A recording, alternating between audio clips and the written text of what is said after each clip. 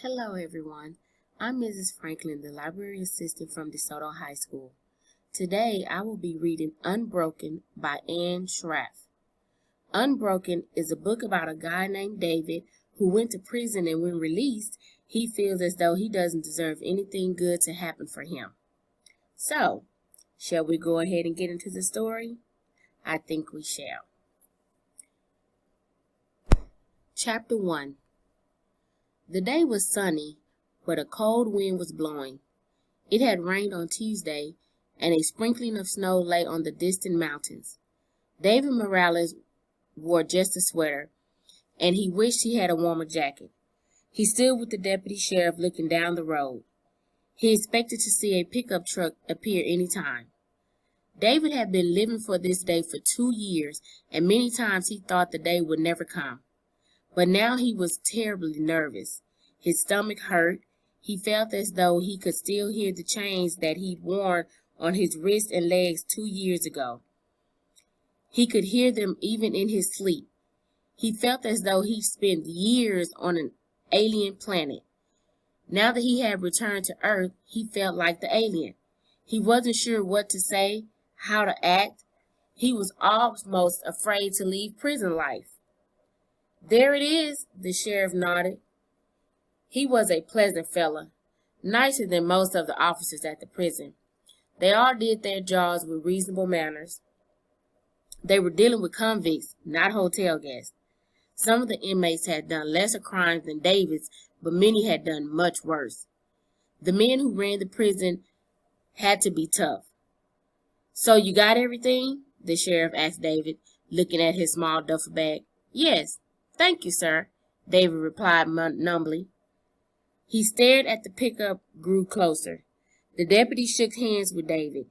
Then he said what he said to them all as they leave. "Good luck to you, man. I hope I never see you again." David managed a thin smile and responded, "You won't." Paul Morales brought the pickup to a stop and jumped out. He grabbed his brother in a bear hug, and the brothers embraced for a long time. Then Paul tossed the duffel bag into the truck. He nodded towards the deputy, who turned and headed back into the gate. Paul and David climbed into the cab, David on the passenger side. David's legs felt rubbery. He almost fell while getting in the cab. He pulled the door shut. "Seatbelt, dude," Paul reminded him. "Oh, yeah," David said, clicking it around his waist. "Yee-haw!" Paul screamed as they drove away from the prison. David looked at his kid brother and thought he hadn't changed. Then Paul made a suggestion. "Want to get something to eat? There's a diner down the road. Pancakes, sausages, nice hot coffee." "I don't know if I could keep it down," David responded. Paul looked over and briefly clapped a hand on his brother's shoulder. "You'll do fine," he assured him. "You're thin, hermano.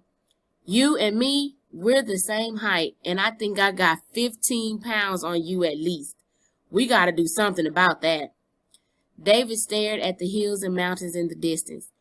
He looked at them during all the days, the weeks, the months, and the years he was in prison. But they looked different now that he was free. They looked completely different, though he didn't know exactly how. As they drove, David vaguely remembered the landmarks. But the grocery store he used to go to was closed and boarded up. There were no more gas stations on the corner where he remembered too. They pulled into the diner lot, parked, and walked in. They sat down in the booth in the back. Paul ordered 2 big breakfasts of pancakes, sausage, bacon, with lots of syrup and butter. "You look like the deer in headlights, dude," Paul remarked. "Yeah," David responded. "I feel like that." He looked at the puffy light brown pancakes. He opened the syrup containers and watched the golden river run over the melted pats of butter. He realized he was hungry. He had never been so hungry in his adult life. He wolfed down the pancakes, the little fat brown sausages, and the crispy bacon. He had to keep wiping his chin with the napkin. Paul laughed. "Dude, you gotta brush up on your table manners. We're eating with a real nice family on Sunday." "What?" David gasped. "Who? What are you talking about?" Ernesto Sandoval and his family, Paul replied. Remember me telling you about them when I came to visit you? Oh, yeah, your friend, David recalled, pitching another forkful of pancakes into his mouth. His father teaches at Chavez, but why would he? Why would they? David wiped his chin again. That's who he is, David, Paul explained. There's not a more decent human being on this earth than Ernie. On top of that, he's a fun guy. He has this other friend, Abel Ruiz, a great guy too. Those two are my best homies, man. Abel's gonna cook carne asada for us. Let me tell you, the kid is still only a senior in Chavez, but he's a genius in the kitchen. My chick Carmen is coming too. You met her. Paul, won't that be like awkward? David asked. I spent the last 2 years talking to cons. What am I going to say? What if they ask me what prison was like? Man, I'll freak. Don't worry, David, Paul assured him. It'll be cool. Ernie has these 2 little sisters, little muchachas, cutest little trolls you ever saw. They'll be there too. 2 little girls? David groaned. I'll probably scare the heck out of them. An ex-convict? They'll hide under the table and cry. Paul laughed. Dude, would I get you into a bad situation? Paul leaned forward as he spoke with his brother. Listen up, Hermano. You're all I got in the way of blood, and I'm all you got. I got your back, David. Don't you ever forget that. Remember when we was kids and sometimes we wound up in the same foster home? Didn't I always have your back, even though I was younger? I'm a tough hombre, David. I'm not going to let anything bad happen to you. They finished their breakfast and headed for Paul's apartment on Cardinal Street. As they got closer to Paul's place, David spoke. I hope you didn't go to too much bother getting ready for me. Just a curtain be fine room divider. I'll be fine on a sleeping bag. Believe me, after sleeping on that hard cot in prison, a sleeping bag's gonna feel like a real mattress. Nah, no problem, dude, Paul replied, grinning. What you grinning about, man? David asked. Nothing, Paul responded, pulling into the apartment parking lot. I got a bigger apartment now, not the little one we used to have. The 2 young men went up the 3 steps that led into the downstairs apartment. David's eyes widened as he stepped inside. Nice, man. Hey, a bookcase for a room divider? Looking good, he marveled. Room on the left is yours, David, Paul nodded. Just stash your duffel bag.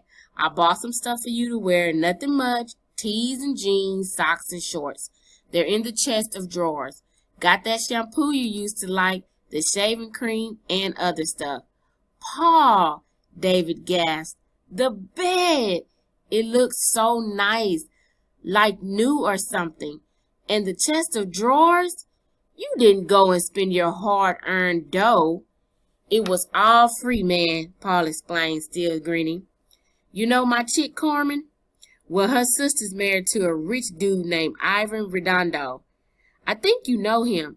Didn't Ivan teach your Bible class in prison? He's one of our homies now. His folks are rolling in dough, and he just borrowed some furniture they never use. He's high on you, man. He's kind of geeky, but he's my friend now. They stood in silence for a moment. David was overwhelmed. Paul remarked, Me and my homies fixed up the place. Nice job, eh? Muy bien, mi hermano. Muy bien, was all David could murmur. David sat down on the chair next to the bed. He put his hand to his face and covered his eyes. Bro, I don't deserve any of this. I screwed up so bad. You were just a kid finishing high school. You were working like a dog at the burger stand and staying out of trouble. I was your big brother. I should have been looking out for you. But then me and my lousy homies started boosting laptops and cell phones. I wanted stuff I couldn't afford. I was a selfish creep, hanging out with scum and dating no good chicks who just wanted jewelry to hang around their necks and stick in their ears. David's voice was filled with regret and sorrow. He sighed deeply and continued speaking. I didn't care about you. I didn't care that you had to come to my trial and sit there. You had to watch your rotten brother convicted and sent to prison. I didn't care how much that ripped your gut. Paul, I don't deserve any of this. You could just slip me a 20 and tell me to get lost and make my own way. That'll be only fair. That'll be just what I deserve. That's all true, dude, Paul agreed. But what's done is done, and I love you, man. You're my brother. So long as we're on the subject, I want you to listen up now. Hermano, you screw up again, and you'll think you died and went to hell. I swear that. I'm going to be so on you. You'll probably have fond memories of the worst day you ever spent in prison. In the meantime, get out of those ratty clothes and pick something from the closet. We got new tees, crew neck sweaters, good jeans. When we go to the Sandoval's, we want to look good. Suddenly, there was a knock on the door. Uh-oh, Paul sighed with a grin. Peace and quiet is over. My babe Carmen is here.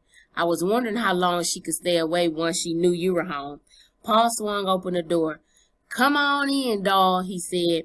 Once she planted a kiss on Paul, Carmen looked beyond him. Hi, David, she cried. She sprang across the room and gave David a big hug. You look better already, she commented. You got more color in your face, but you're so skinny, you've got to eat a lot of nourishing food and build yourself up. She clasped her shoulders with both hands and held him at arm's length. Oh, David, she remarked, you look lots better than when Paul and I visited you the last time we went. She's off and running, Paul declared. Carmen ignored Paul. Oh, David, isn't it wonderful what the boys did around here on Saturday? Your little room is so cozy. And is that a cool bed or what? That Ivan is such a sweetheart. My sister's so lucky to have a guy like him, 'cause she's kind of a pill. I went shopping with Paul, and we got all your shampoo, toothpaste, soap, and stuff. Carmen stepped back and looked David up and down. Oh, David, you look just like Paul, only thinner. You guys are both so handsome. Wait a minute. Your eyes are a little lighter blue than Paul's, aren't they? Prison pallor, Paul said dryly. His eyes faded, too. Carmen pushed Paul. Oh, you. He does that all the time, David. He's just outrageous. You know what he said the other day? He said if I got interested in another guy, he'd take him out to the desert and stake him to an anthill. I would, too, Paul affirmed. Like I would dump Paul, Carmen responded. Okay, everyone. We have come to our stopping point in Chapter 1. Stay tuned for the continuation. I hope you enjoyed the reading for today. Chapter 1 continued. I don't know why I love him so much, but what can I do? Anyway, David, I'll be coming to the Sandoval's with you and Paul on Sunday. I told Papa, and his mustache jumped several times. David, you're going to love those Sandoval's so much. Luis Sandoval, the father, he teaches history at Chavez, and he's the nicest man. He does so much for the kids. And Maria Sandoval, the mom, she's an angel. Then there's Abuela Lena, the cutest little old granny you'll ever meet. And Ernesto's two darling little sisters, and little Alfredo. Alfredo, he's the dude who's going to give us trouble, Paul stated grimly. Carmen gave Paul another shove. Don't listen to him, David, she commanded. Alfredo's a baby, and he's so cute. He's got these big dark eyes. He looks like a toy. And Abel Ruiz is doing the cooking. He's such a sweet guy, David. You'll love him, and you're going to love whatever he cooks. Paul looked at his brother. She never stops talking, he remarked with a smirk on his face. Sometimes she amazes me. She doesn't even have to breathe. If I didn't love the chick so much, I would have stuffed a sock in her mouth months ago. David smiled and laughed a little. You're really pretty, Carmen, he noted. Oh, thank you, sir. Carmen made a little curtsy. You know how Paul and I met? We were at Hortentia's taco place. I was driving the red convertible my father gave me for my birthday. Anyway, Me and my stuffy sister Lourdes were going in. Suddenly somebody yells, "Hey homies, check out that red hot convertible." Then he goes, "Whoa, check out the chick at the wheel. She's even hotter." I looked and there's these tough looking dudes in hoodies and they got tattoos. And I'm not used to stuff like that. I looked at this dude and I don't even know who's yelling so rudely at me. Then I almost dropped head because he's so handsome. And the hair standing up on the nape of my neck. And Paul grabbed Carmen and kissed her on the mouth, shutting her off at mid-sentence. Paul turned and grinned at David. "It's the only way to stop her," he declared. David actually laughed. He suddenly felt better about Sunday. Now that he knew Carmen would be there, he made a mental note to sit close to her. As long as Carmen was talking, and she would be talking, maybe the others wouldn't notice him too much. That night, David Morales couldn't quite believe where he was. He was lying in a nice, unbelievably comfortable bed, not a cot. The apartment had doors and windows, not bars. He was watching a movie on his own tiny television set, not staring at a concrete ceiling. He heard traffic sounds outside, not clanging steel doors or yelling and cursing. David wore earphones so that the sound of the movie wouldn't disturb Paul. His brother had to get up early and get to work managing an electronics store and then make classes at the community college. David used to like crime dramas, but now he couldn't stand them. He didn't want to see anything that showed crime or cops chasing suspects down dark streets. He did like to watch reality singing competitions. He loved to watch dance shows too. He enjoyed funny movies with Adam Sandler and Will Ferrell. The movies were silly and bright and happy. They comforted him and helped to drive away the demons and the sickening memories of the bars. He liked the simple foolishness of the storylines. The silliness helped him relax more than anything else. When he got too tired to watch the movies anymore, he drifted off into the best sleep he had enjoyed in more than 2 years. In prison, David had never slept through the night. Men were shouting, coughing, rattling things. Guards were patrolling the corridors, checking steel doors. Some nights, sleep would be broken by brief, brutal incidents with curses and screams. With the light out now, David could hear very different sounds in the dark.